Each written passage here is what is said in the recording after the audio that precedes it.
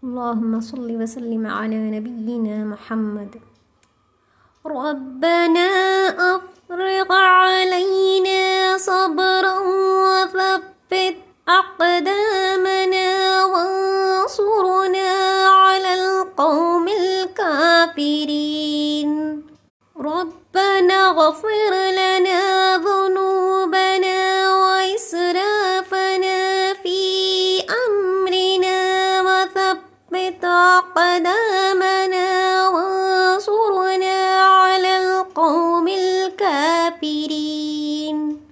ربنا افتح بيننا وبين قومنا بالحق وأنت خير الفاتحين. رب أدخلني مدخل صدق وأخرجني مخرج صدق واجعل لي من لدنك سلطانا نصيرا. رب نجني من القوم الظالمين. رب انصرني على القوم المفسدين.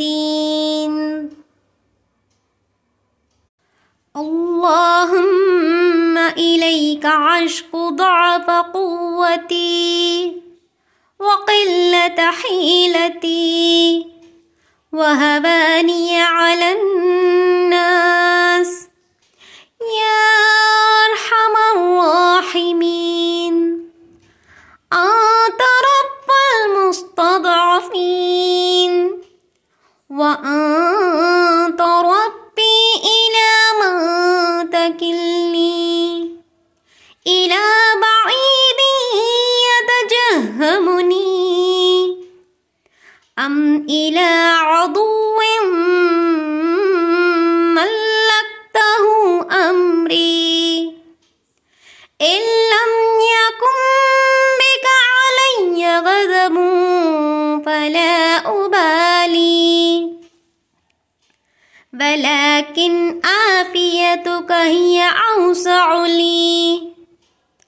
أعوذ بنور وجهك الذي أشرقت له الظلمات وصلح عليه أمر الدنيا والآخرة من أن ينزل بي غضبك أو يحل علي سخطك.